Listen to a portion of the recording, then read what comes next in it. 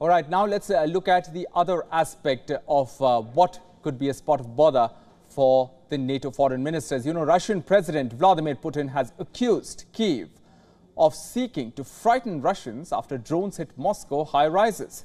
As drones struck in and around Moscow, Russian UAVs targeted Kyiv for a third straight day, while Ukraine gears up for a major offensive against Russian forces.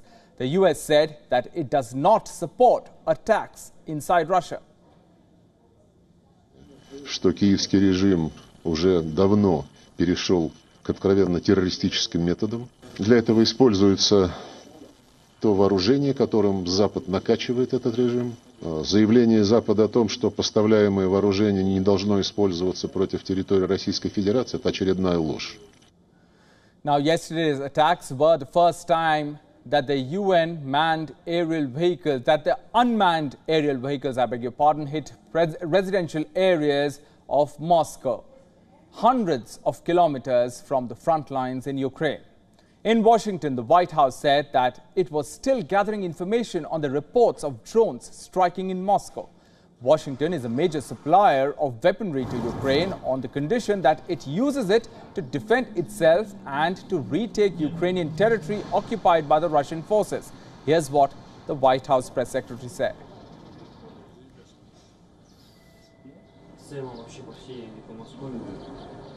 We do not support attacks inside of Russia. That's it. Period. I mean, I cannot be any more clear than what I just stated. We do not support attacks inside of Russia. Period. We've been very clear about that. That's been a general matter that you have heard from us over and over again this past several months, and I cannot be more clearer than that. All right, James Jackson continues to be with us from Berlin. James, do you think that the war is now moving to the next level? There are attacks now outside the Ukrainian territory. Is this an attempt, by Ukraine to punish Russia inside Russia? US has drawn a red line on attacks on the Russian territory and says that it is investigating the incidents. We heard that right now, but nothing beyond that. So how do you see this evolving? Well, exactly. We heard we heard just there the US saying that they don't support it, but they said that a number of times, but you'll notice they didn't say that they condemn it either. So I think it's quite clear that, yes, Ukraine is looking for other tactics to achieve its goals within the war, wanting to reconquer its territory and force Russia, as well as gaining security guarantees potentially at this NATO summit, or a roadmap to security guarantees.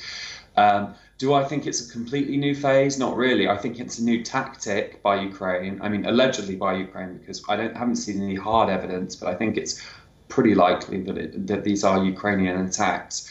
I think this is more about the information warfare space, which they've really dominated in the West, but they haven't done so well at talking to Russians, just because Russia is, of course, a dictatorship, so it's very hard to get through to Russians without being on the side of their state, on the side of Vladimir Putin.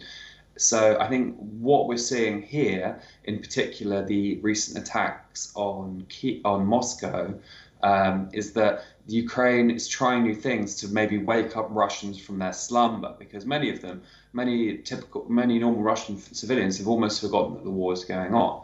That, of course, is not possible in Kyiv or in Ukraine as a whole, because it's suffering from so many bomb attacks, drone attacks. But it's also doing quite a good job of undermining the Kremlin's lines about their own security, because the Kremlin has accused Kyiv and Zelensky's government of terrorism with these drone strikes. Of course, the obvious response is to say, if this is terrorism, then what have you been doing all along?